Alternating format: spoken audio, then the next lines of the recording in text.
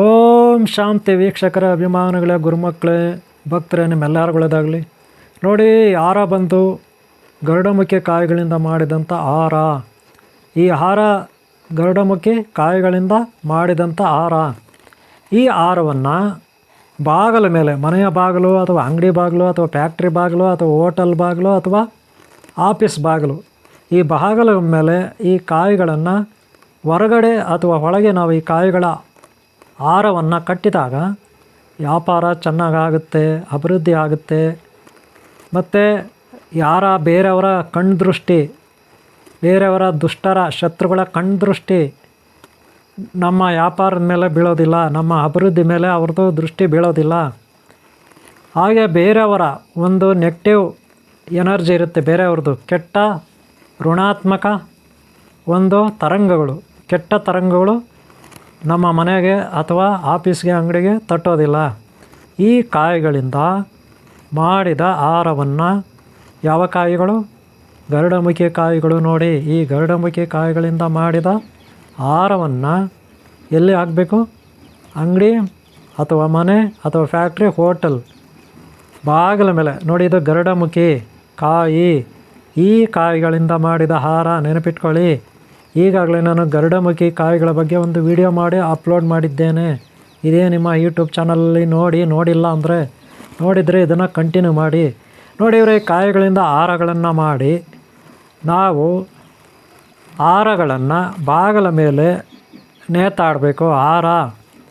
ಹಾರವನ್ನು ನೇತಾಡೋ ರೀತಿ ಹಾಕಿದರೆ ಯಾರ್ಯಾರು ಶತ್ರುಗಳಿದ್ದಾರೆ, ದುಷ್ಟರಿದ್ದಾರೆ, ನಮ್ಮನ್ನು ನೋಡಿದ್ರೆ ಆಗೋದಿಲ್ಲ, ಅವ್ರಿಗೆ ವೈರಿಗಳಿದ್ದಾರೆ, ನಮ್ಮ ವೈರಿಗಳಿದ್ದಾರೆ, ಯಾರ್ಯಾರು ಬೇರೆ ಅಯೋಗ್ಯರಿದ್ದಾರೆ, ಅವ್ಯಾಕ್ಯಗಳಿದ್ದಾರೆ, ದುಷ್ಟರಿದ್ದಾರೆ, ನೀಚ ನಿಕೃಷ್ಟಿದ್ದಾರೆ, ಅವರು ಯಾರು ಬಾಗಿಲ ಮುಂದೆ ಈ ಕಡೆ ನೋಡ್ತಾ ಕೆಟ್ಟದಾಗಿ ದೃಷ್ಟಿ ಬೀರಿದ್ರೆ ಆ ದೃಷ್ಟಿ ನಿವಾರಕ ಶಕ್ತಿ ಈ ಹಾರಕ್ಕಿರುತ್ತೆ.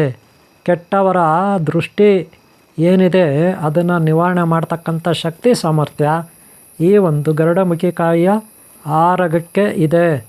ಇದು ನೋಡಿ, ಇವರೇ ಹಾರವನ್ನು ಈ ರೀತಿ ತಯಾರು ಮಾಡ್ಕೋಬೇಕು. ನೀವು ಹಾರವನ್ನು ಈ ರೀತಿ ತಯಾರು ಮಾಡ್ಕೋಬೇಕು. ನೋಡಿ, ಕಾಯಿಗಳು ಅಲ್ಲಿ ಸೂಜಿ ಇದೆ, ಸೂಜಿ ಕೂಡ ಒಂದು ಇಟ್ಟಿದ್ದೀನಿ, ದಾರ ಇಟ್ಟಿದ್ದೀನಿ, ಆಮೇಲೆ ಇನ್ನೇನಿದೆ, ಕೇಸರಿ ಇಟ್ಟಿದ್ದೀನಿ, ಗಂಧ, ಅಶ್ವಗಂಧ ಕೂಡ ಇದೆ, ಹಾಗೆ ಜ್ಯೋತಿ ಕೂಡ ಇದೆ, ದೀಪ, ಒಂದು ದೀಪ ಹಚ್ಚಿರಬೇಕು, 2 ಊದ್ಕಡ್ಡಿ ಹಚ್ಚಿರಬೇಕು. ಆಮೇಲೆ ಓಂ ಶ್ರೀ ಸಿದ್ಧಿ ಬುದ್ಧಿ ಧೂಮ್ರಕೇತು ಕಲ್ಗೆ ಚಿಂತಾರ ವಿದ್ಯಾ ಮಹಾಗಣಪತಿಯಿಂದ ಶ್ರೀ ವಿಲ್ಲಿಮಠ ದೇವಸ್ಥಾನ ಮತ್ತು ಕುಮಾರಸ್ವಾಮಿಯವರೆಗೂ, ನಮ್ಮ ಹಿತೈಷಿ ಬ್ರಾಹ್ಮಿ ಶಕ್ತಿ, ಹರಿಶಕ್ತಿ, ಶಿವಶಕ್ತಿವರೆಗೂ ಎಲ್ಲ ದೇವತೆಗಳನ್ನು ಸ್ಮರಿಸುತ್ತಾ ಈ ಒಂದು ಹಾರಕ್ಕೆ ಪ್ರಾಣ ಪ್ರತಿಷ್ಠೆ ಮಾಡಬೇಕು. ಈ ಹಾರಕ್ಕೆ ನಾವು ಪ್ರಾಣ ಪ್ರತಿಷ್ಠೆ ಮಾಡಬೇಕು. ಯಾರಿಂದ ಆಶೀರ್ವಾದ ಸಿಗುತ್ತೆ? ಓಂ ಶ್ರೀ ಸಿದ್ಧಿ ಬುದ್ಧಿ ಧೂಮ್ರಕೇತು ಕಲ್ಗೆ ಚಿಂತಾರ ವಿದ್ಯಾ ಮಹಾಗಣಪತಿಯಿಂದ ಶ್ರೀ ವಿಲ್ಲಿಮಠ ದೇವಸ್ಥಾನ ಮತ್ತು ಕುಮಾರಸ್ವಾಮಿಯವರೆಗೂ ಎಲ್ಲ ನಮ್ಮ ಹಿತೈಷಿ ಬ್ರಾಹ್ಮಿ ಶಕ್ತಿ, ಹರಿಶಕ್ತಿ, ಶಿವಶಕ್ತಿ ಏನಿದ್ದಾರೆ, ಮಾತಾಪಿತಾ ಪೂರ್ವಶಕ್ತಿ, ಅವರೆಲ್ಲರ ಆಶೀರ್ವಾದ ಇರುತ್ತೆ. ನಾವು ಈ ಒಂದು ಹಾರವನ್ನು ಈ ರೀತಿ ರೆಡಿ ಮಾಡ್ಕೋಬೇಕು. ರೆಡಿ ಮಾಡ್ಕೋಬೇಕಾದ್ರೆ ಮೊದಲು ದೀಪ ಹಚ್ಚಬೇಕು, ಊದ್ಕಡ್ಡಿ ಹಚ್ಚಬೇಕು. ಆಮೇಲೆ ಇದಕ್ಕೆ ಈ ರೀತಿ ಒಂದು ಹಾರವನ್ನು ನಾವು ಸಿದ್ಧ ಮಾಡ್ಕೊಂಡ್ಮೇಲೆ, ನೋಡಿ ಹಾರ ಇದೆ, ಯಾವ ರೀತಿ ಇದೆ ಹಾರ ಅಂತ ಗೊತ್ತಾಯ್ತಲ್ಲ. ಈ ಹಾರವನ್ನು ಎಲ್ಲಿ ನೇತಾಕಬೇಕು ನಾವು ಗೊತ್ತಾ ನಿಮಗೆ? ಯಾವ ರೀತಿ ನೇತಾಕಬೇಕು? ಅಂಗಡಿ ಬಾಗಿಲ ಮೇಲೆ, ಹೋಟೆಲ್ ಬಾಗಿಲ ಮೇಲೆ, ಆಫೀಸ್ ಬಾಗಿಲ ಮೇಲೆ, ಹೊರಗಡೆ, ಹಾಗೆ ಇನ್ಯಾವುದೋ ಫ್ಯಾಕ್ಟ್ರಿ, ಅಲ್ಲೆಲ್ಲ ನಾವು ಬಾಗಿಲುಗಳ ಮೇಲೆ ಈ ಹಾರವನ್ನು ಹಾಕ್ಬೋದು. ಗೊತ್ತಾಯ್ತಲ್ಲ. ಅಷ್ಟೇ ಯಾಕೆ, ಬೇರೆ ನಾವು ನಮ್ಮ ವೆಹಿಕಲ್ಸ್ ಇರುತ್ತಲ್ಲ, ಗಾಡಿಗಳು, ಅದರಲ್ಲೂ ಒಳಗಡೆ ನಾವು ಎಲ್ಲೋ ಒಂದು ಕನ್ನಡಿ ಎಲ್ಲ ಇರುತ್ತಲ್ಲ, ಡ್ರೈವರ್ ಕೂತ್ಕೋತಾರೆ ಮುಂದ್ಗಡೆ ಕಡೆ, ಅಲ್ಲಿ ಕನ್ನಡಿ ಮೇಲೆ ಕೂಡ ಇದನ್ನು ಹಾರವನ್ನು ಹಾಕ್ಬೋದು. ಬಾಗಿಲುಗಳ ಮೇಲೂ ಹಾಕ್ಬೋದು. ವ್ಯಾಪಾರ ಎಲ್ಲೆಲ್ಲಿ ಮಾಡ್ತಾರೆ, ವ್ಯಾಪಾರದ ಬಂಡಿಗಳು ಇರುತ್ತೆ, ಅದರಲ್ಲಿ ಕೂಡ ಇದನ್ನು ಇಟ್ಕೋಬೋದು. ಆದರೆ ಇದರಲ್ಲಿ ಮುಳ್ಳುಗಳಿರುತ್ತೆ, ನೆನಪಿಟ್ಕೊಳ್ಳಿ. ಗರುಡಮುಖಿ ಆದ್ದರಿಂದ ಮುಳ್ಳುಗಳಿರುತ್ತೆ, ಚುಚ್ಚುತ್ತೆ. ಅದು ಏನಾದರೂ ಅಪ್ಪಿತಪ್ಪಿದ್ರಲ್ಲಿ ಇರೋದು ಏನಾದರೂ ಒಂದು ಉದುರೋದ್ರೆ ಕೆಳಗಡೆ ಬಿದ್ದರೆ ಅದನ್ನು ದೂರ ಎತ್ತಿ ದೂರ ಬಿಸಾಕೋಂಗಿಲ್ಲ. ಅದನ್ನು ತೊಗೊಂಡು ನೀಟಾಗಿ ಎಲ್ಲ ಒಂದು ಕಡೆ ದೇವ್ರ ಮನೇಲಿ ಇಟ್ಕೋಬೋದು. ಅಥವಾ ಈ ಥರ ಸಿಂಗಲ್ ಕಾಯಿಗಳನ್ನು ನಮ್ಮ ಪರ್ಸ್ನಲ್ಲಿ, ಬ್ಯಾಗ್ನಲ್ಲಿ ನೀಟಾಗಿ ಆ ಮುಳ್ಳುಗಳು ಚುಚ್ಚದಾಗೆ ಒಂದು ಸಣ್ಣ ಡಬ್ಬಿನಲ್ಲಿ ಭದ್ರಪಡಿಸ್ಬೇಕು. ಆಮೇಲೆ ಈ ಹಾರಗಳನ್ನು ನೀವು ರೆಡಿ ಮಾಡಿ ಬೇರೆಯವರಿಗೆ ಕೊಡಬೇಕಾದ್ರೆ ಈ ರೀತಿ ಒಂದು ಏನೋ ಒಂದು ಎಲೆ ತೊಗೋಬೇಕು ಅಥವಾ ಪೇಪರ್ ತೊಗೋಬೇಕು. ಆ ಪೇಪರ್ನಲ್ಲಿ ಈ ರೀತಿ ಆಹಾರವನ್ನು ಹಿಡಿಬೇಕು. ಯಾಕಂದರೆ ಅದಕ್ಕೆ ಪ್ರಾಣ ಪ್ರತಿಷ್ಠೆ ಮಾಡಬೇಕು. ನೆನಪಿಟ್ಕೊಳ್ಳಿ, ಪ್ರಾಣ ಪ್ರತಿಷ್ಠೆ ಮಾಡೋದಕ್ಕೆ ಮುಂಚೆ ನೀವು ಏನೆಲ್ಲ ತೊಗೋಬೇಕಂದ್ರೆ ನೋಡಿ, ಅಲ್ಲಿ ಅಶ್ವಗಂಧದ ಡಬ್ಬಿ ಇಟ್ಟಿದ್ದೀನಿ. ಒಂದು ಏನು ಡಬ್ಬಿ? ಅದು ಅಶ್ವಗಂಧದ ಡಬ್ಬಿ ಇರುತ್ತೆ. ಆಮೇಲೆ ಈ ಬತ್ತಿ ಡಬ್ಬಿ ಕೂಡ ಇರುತ್ತೆ ಒಂದು. ನೆನಪಿಟ್ಕೊಳ್ಳಿ, ಈ ಬತ್ತಿ ಅಂದರೆ ಗೊತ್ತಲ್ಲ, ಒಂದು ಸೆಂಟ್ ಇರಬೇಕು. ಎಂತೆಂಥ ಈ ಬತ್ತಿನೇ ತೊಗೋಬಾರ್ದು. ಆಮೇಲೆ ಇದು ಭೂತಾಳೆಕಾಯಿ ಬರುತ್ತೆ ನೋಡಿ, ಇದು ಬಂದು ಭೂತಾಳೆಕಾಯಿ. ನಾನು ಈಗ ಇದಕ್ಕೆ ಒಂದು ಕಟ್ ಮಾಡಿ ಒಂದು 2 ಪೀಸ್ ಕೂಡ ಹಾಕ್ತೀನಿ. ಭೂತಾಳೆಕಾಯಿನೂ ಹಾಕ್ತೀನಿ. ಈಗ ಆಲ್ರೆಡಿ ನಾನು ಅಶ್ವಗಂಧ ಹಾಕಿದ್ದೀನಿ, ಈ ಬತ್ತಿ ಹಾಕಿದ್ದೀನಿ ಪೌಡರು. ಇದು ನೋಡಿ ಭೂತಾಳೆಕಾಯಿ, ಇದ್ರದ್ದು ಒಂದು ಪೀಸ್ ಕಟ್ ಮಾಡಿ, ಒಂದು 2 ಪೀಸ್ ಕಟ್ ಮಾಡಿ ಅದರಲ್ಲಿ ಹಾಕಬೇಕು. ಯಾಕಂದರೆ ಪ್ರಾಣ ಪ್ರತಿಷ್ಠೆ ಮಾಡೋದಕ್ಕೆ ಮೊದಲು ದೀಪ ಹಚ್ಚಬೇಕು, ಊದ್ಕಡ್ಡಿ ಹಚ್ಚಬೇಕು. ನಾನು ಆಲ್ರೆಡಿ ಈ ಆಹಾರವನ್ನು ಪೌಣಿಸೋದಕ್ಕೆ ಮೊದಲು ನಾನು ಒಂದು ಬಾರಿ ಅರಿಶಿನ ಕುಂಕುಮ ಎಲ್ಲ ಹಾಕಿದ್ದೀನಿ. ದೀಪ ಕೂಡ ಮೊದಲೇ ಹಚ್ಚಿದ್ದೆ, ಊದ್ಕಡ್ಡಿ ಕೂಡ ಹಚ್ಚಿದ್ದೆ. ನೋಡಿ, ಊದ್ಕಡ್ಡಿ ಎಲ್ಲ ಹುರಿದೋಗಿದೆ, ನೀವು ನೋಡ್ಬೋದು. ಊದ್ಕಡ್ಡಿ ಎಲ್ಲ ಹುರಿದೋಗಿದೆ, ಅಲ್ಲೆಲ್ಲ ಬಿದ್ದಿದೆ ಅದು ನೋಡಿ. ಈ ರೀತಿ ನಾವು ಇವಾಗ ಪ್ರಾರ್ಥನೆ ಮಾಡಬೇಕು. ಆದರೆ ಬೀಜಾಕ್ಷರ ಮಂತ್ರ ನಾವು ಆಲ್ರೆಡಿ ಸಿದ್ಧಿ ಮಾಡ್ಕೊಂಡಿರಬೇಕು. ಈಗ 108 ಸಾರಿ ಹೇಳಿದ್ರೆ ಸಾಕು. ಈ ರೀತಿ ನಾವು ಗೊತ್ತಾಯ್ತಲ್ಲ, ಆ ರೀತಿ 2 ಕೈಗಳಿಂದ ಮಣಿಗಳ ಮೇಲೆ ನಾವು ಮುಟ್ಟಬೇಕು. ಆಮೇಲೆ ಜ್ಯೋತಿ ಇರುತ್ತೆ, ಜ್ಯೋತಿಯನ್ನು ನೀವು ಬೆಳಗಬೇಕು. ಗೊತ್ತಾಯ್ತಲ್ಲ, 108 ಸಾರಿ ಬೀಜಾಕ್ಷರ ಮಂತ್ರ ಹೇಳಬೇಕು. ಮೊದಲೇ ಸಿದ್ಧಿ ಮಾಡ್ಕೊಂಡಿರಬೇಕು. ಗೊತ್ತಾಯ್ತಲ್ಲ. ಆಮೇಲೆ ಜ್ಯೋತಿಯನ್ನು ಬೆಳಗಬೇಕು. ನೀವು ಕರ್ಪೂರ ಹಚ್ಚಿ ಪರವಾಗಿಲ್ಲ, ನಾನು ಜ್ಯೋತಿಯನ್ನೇ ಬೆಳಗಿದ್ದೀನಿ, ನೀವು ಕರ್ಪೂರ ಹಚ್ಚಿ ಬೆಳಗಬೇಕು. ಓಕೆನಾ? 108 ಸಾರಿ ಬೀಜಾಕ್ಷರ ಮಂತ್ರ ಹೇಳ್ಕೋಬೇಕು. ಗೊತ್ತಾಯ್ತಲ್ಲ.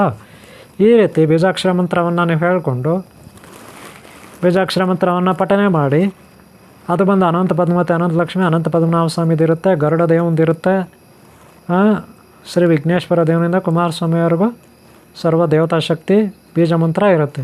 ಬೀಜ ಮಂತ್ರ ನೀವು ಸ್ಕ್ರೀನ್ ಮೇಲೆ ನೋಡ್ತಾ ಇದ್ದೀರಾ. ಓಕೆನಾ? ಬೀಜಾಕ್ಷರ ಮಂತ್ರವನ್ನು ಸ್ಕ್ರೀನ್ ಮೇಲೆ ನೋಡ್ತಾ ಇದ್ದೀರಾ. ಇದೇ ಬೀಜಾಕ್ಷರ ಮಂತ್ರವನ್ನು ನೀವು ಡೈಲಿ ನೀವು ಸಿದ್ಧಿ ಮಾಡ್ಕೊಂಡಿರಬೇಕು. ಗೊತ್ತಾಯ್ತಲ್ಲ. ಡೈಲಿ ಬೆಳಗ್ಗೆ ನೀವು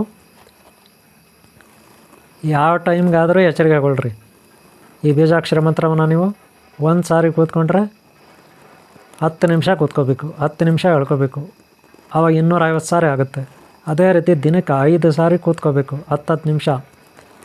ಬೆಳಗ್ಗೆಯಿಂದ ಸಂಜೆ ನಿಮ್ಮ ರಾತ್ರಿ ಮಲಗೋವರೆಗೂ 5 ಸಾರಿ 10 ನಿಮಿಷ ಹೇಳ್ಕೊಳ್ಳಿ ಬೀಜಾಕ್ಷರ ಮಂತ್ರವನ್ನು. ಇದರಿಂದ ನಿಮಗೆ ಒಳ್ಳೆ ಶಕ್ತಿ ಬರುತ್ತೆ. 48 ದಿನ ಆದರೂ ಮಾಡಿ, ಇಲ್ಲ 21 ದಿನ ಆದರೂ ಮಾಡಿ. ಆದರೆ ಪ್ರತಿ ಶನಿವಾರ ಅಥವಾ ಪ್ರತಿ ಶುಕ್ರವಾರ ನೀವು ನೈವೇದ್ಯ ಮಾಡಬೇಕು. ಯಾರಿಗೆ? ಅನಂತ ಪದ್ಮಾವತಿ, ಅನಂತ ಲಕ್ಷ್ಮಿ, ಅನಂತ ಪದ್ಮನಾಭ ಸ್ವಾಮಿ ವಾಹನ ಗರುಡದೇವನಿಗೆ. ಏನು ನೈವೇದ್ಯ? ಪಾಯಸ, ಸ್ವೀಟ್ಸು. ಯಾವಾಗ? ಶುಕ್ರವಾರ ಒಂದಿನ ಮಾಡಿದ್ರೆ ಆಯಿತು. ವಾರಕ್ಕೊಂದು ಸಾರಿ 3 ವಾರ ಮಾಡಿದ್ರೂ ನಡೀತದೆ, ಅಥವಾ 48 ದಿನದಲ್ಲಿ ಎಷ್ಟು ವಾರ ಬರುತ್ತೋ ಅಷ್ಟು ವಾರ ಮಾಡಿದ್ರೆ ನಡೀತದೆ. ನೋಡಿ, ಈ ರೀತಿ ಆಹಾರವನ್ನು ತಯಾರು ಮಾಡಿದ ಮೇಲೆ ನೀವು ಬೀಜಾಕ್ಷರ ಮಂತ್ರ 108 ಸಾರಿ ಹೇಳಿದ್ರೆ ಸಾಕು. ಆಮೇಲೆ 108 ಸಾರಿ ಹೇಳಿ ಅದನ್ನು ಈ ರೀತಿ ನೀಟಾಗಿ ಪ್ಯಾಕ್ ಮಾಡಬೇಕು. ನೀವು ಯಾರಿಗಾದ್ರೂ ಕಳಿಸ್ಬೇಕು ಕೊರಿಯರಲ್ಲಿ, ಪೋಸ್ಟಲ್ಲಿ ಅಂದರೆ ಪೋಸ್ಟ್ನಲ್ಲಿ, ಕೊರಿಯರಲ್ಲಿ ಮಾಡಬೇಕಂದ್ರೆ ನೋಡಿ ಈ ರೀತಿ ಪ್ಯಾಕ್ ಮಾಡ್ಬೋದು. ಉದ್ದುದ್ದ ಮಸಾಲೆ ದೋಸೆ ಮಾಡ್ತೀವಲ್ಲ ಆ ರೀತಿನೂ ಮಾಡ್ಬೋದು.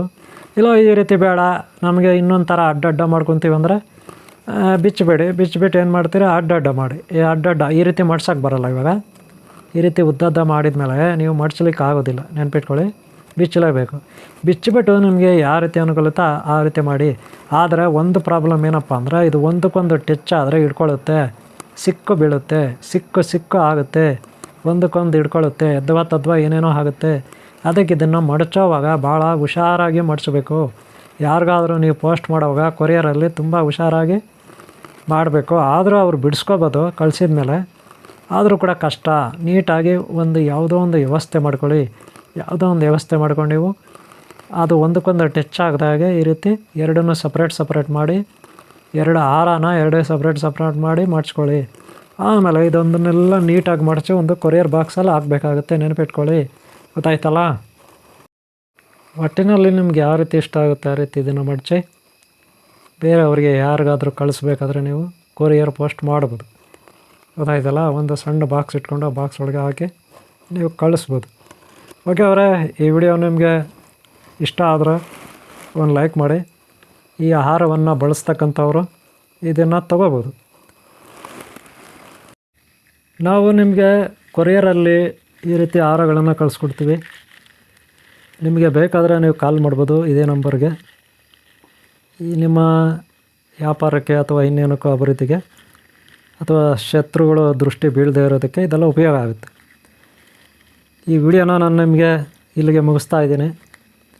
ಇಷ್ಟ ಆದರೆ ಒಂದು ಲೈಕ್ ಮಾಡಿ. ನಿಮ್ಮ ಪ್ರೋತ್ಸಾಹ ಇದ್ದರೆ ಮತ್ತೆ ನಾನು ಈ ರೀತಿ ವಿಡಿಯೋಗಳನ್ನು ಮಾಡ್ಬೋದು. ನಿಮ್ಮೆಲ್ಲರಿಗೂ ಒಳ್ಳೆಯದಾಗಲಿ. ಓಂ ಶಾಂತಿ, ಓಂ ಶಾಂತಿ, ಓಂ ಶಾಂತಿ.